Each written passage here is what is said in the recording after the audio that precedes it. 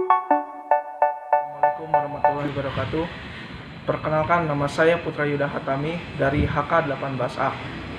Di sini saya akan menjawab ujian akhir semester mata kuliah Hukum Kesehatan. Ya.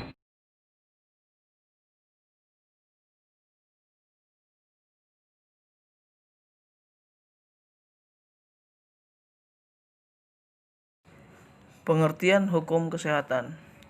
Hukum kesehatan adalah semua ketentuan hukum yang berhubungan langsung dengan pemeliharaan atau pelayanan kesehatan dan penerapannya. Hal ini berarti hukum kesehatan adalah aturan tertulis mengenai hubungan antara pihak pemberi pelayanan kesehatan dan masyarakat atau anggota masyarakat. Dengan sendirinya, hukum kesehatan itu mengatur hak dan kewajiban masing-masing penyelenggara pelayanan dan penerima pelayanan atau masyarakat. Hukum yang berhubungan langsung dengan pemeliharaan kesehatan meliputi penerapan perangkat hukum perdata pidana dan tata usaha negara. Tujuan hukum kesehatan. Hukum kesehatan pada pokoknya mengatur tentang hak, kewajiban, dan fungsi para pihak terkait dengan dalam bidang kesehatan, hukum kesehatan, memberikan kepastian dan perlindungan hukum kepada pemberi dan penerima jasa layanan kesehatan. C. Karena untuk mengetahui bidang pelayanan kesehatan di rumah sakit ada 3 pelaku utama yang berperan. Masing-masing mempunyai hak dan kewajiban. Ketiga pelaku utama tersebut adalah pasien, dokter, dan rumah sakit. Pengaturan hak dan kewajiban tersebut telah ditentukan dalam berbagai peraturan perundang-undangan antara lain Undang-Undang Praktek Kedokteran, Undang-Undang Kesehatan, Undang-Undang Rumah Sakit, Permenkes nomor 159 tentang rumah sakit dan surat edaran Dirjen Pelayanan Medik nomor YM 01.04.3.5/2504 tentang pedoman hak dan kewajiban pasien, dokter, dan rumah sakit.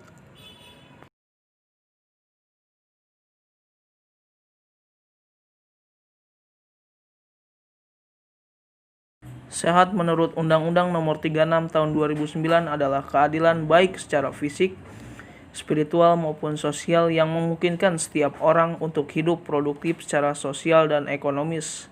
Setiap orang berhak atas kesehatan. B. Seorang dikatakan sehat jika dihubungkan dengan Undang-Undang Kesehatan. Kesehatan adalah keadaan sehat baik secara fisik, mental, spiritual maupun sosial yang memungkinkan setiap orang untuk hidup produktif secara sosial dan ekonomis.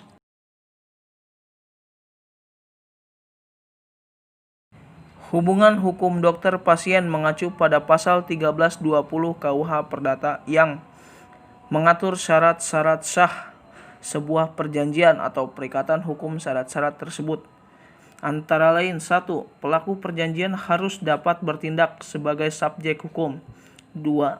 Perjanjian antara subjek hukum tersebut harus atas dasar sukarela dan tanpa paksaan. 3. Perjanjian tersebut memperjanjikan suatu di bidang pelayanan kesehatan.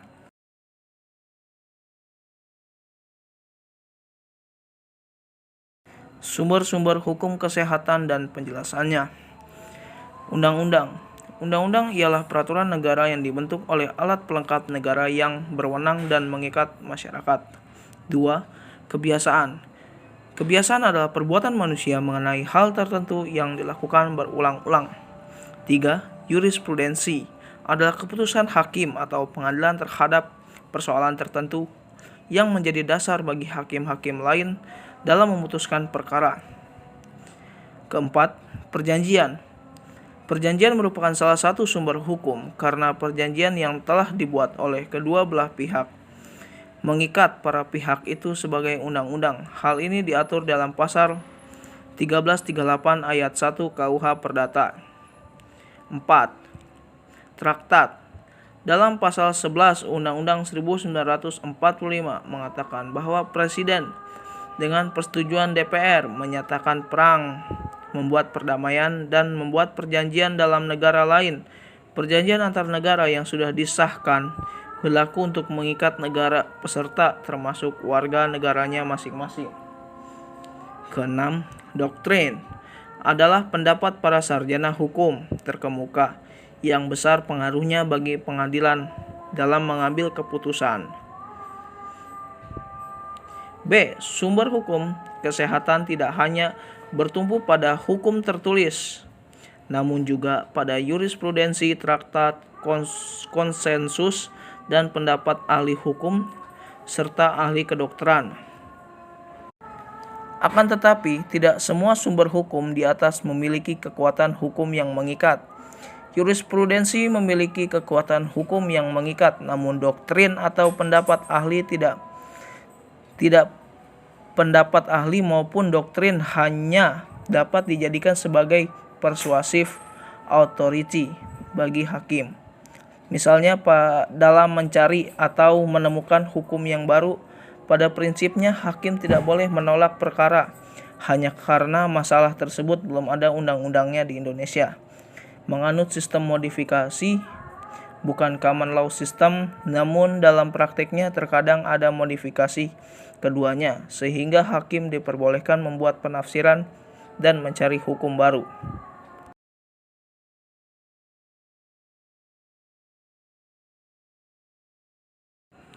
Jaminan kesehatan merupakan salah satu dari 5 jaminan sosial seperti yang diamanatkan Undang-Undang Nomor 40 Tahun 2004 tentang Sistem Jaminan Sosial Nasional.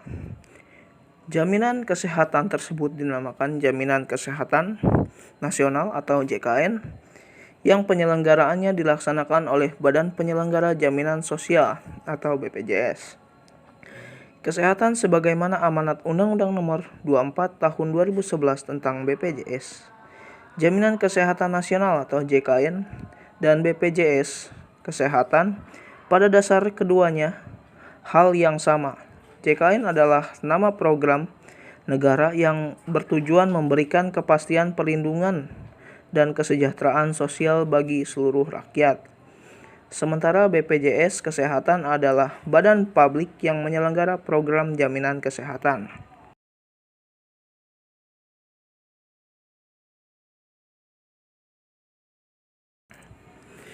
Aborsi adalah sebuah tindakan untuk melakukan pengguguran kandungan yang dimana menjadi sebuah akhir dari kehamilan dengan cara melakukan pengeluaran terhadap janin maupun embrio sebelum janin tersebut dapat keluar dari rahim sang ibu.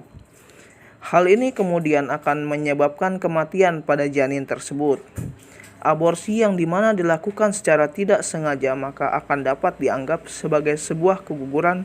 Dan kemudian apabila aborsi yang dilakukan secara sengaja, maka hal ini dianggap sebagai aborsi induksi maupun abortus provocatus, yang dimana kata aborsi sendiri akan digunakan di dalam pengertian abortus provocatus. Berikut macam-macam aborsi. 1. Abortus komplit. Pada jenis keguguran ini, mulut rahim terbuka lebar dan seluruh jaringan janin keluar dari rahim. Ibu hamil yang mengalami ini akan mengalami pendarahan vagina serta nyeri perut seperti sedang melahirkan. Biasanya abortus komplit terjadi karena usia kehamilan kurang dari 12 minggu. Abortus jenis ini juga tidak memerlukan korutes. Selanjutnya, abortus tidak dapat dihindari atau incomplete. Pada abortus ini, janin bisa saja masih utuh di dalam rahim atau hanya keluar sebagian. Akan tetapi keguguran tidak dapat dihindari karena mulut rahim sudah terbuka dan terjadi pendarahan diserta nyeri perut. Ancaman abortus. Ancaman abortus sebenarnya bukan keguguran. Pada kondisi ini mulut rahim masih tertutup dan janin masih hidup di dalam rahim. Pendarahan dari vagina dan nyeri perut yang dialami pun masih tergolong ringan. Resiko terjadinya keguguran memang lebih besar, namun biasanya kehamilan masih memungkinkan dilanjutkan. Aborsi tak terduga. Pada aborsi tak terduga, janin telah meninggal, namun ibu tidak menyadarinya karena tidak ada keluhan. Lalu abortus berulang. Abortus berulang merupakan diagnosis untuk keguguran yang terjadi sebanyak 3 kali atau lebih secara berturut-turut. Kemungkinan terjadi abortus berulang-ulang sangat kecil. Oleh karena itu, konsultasikan kejadian ini kepada dokter kandungan untuk mencari tahu penyebabnya.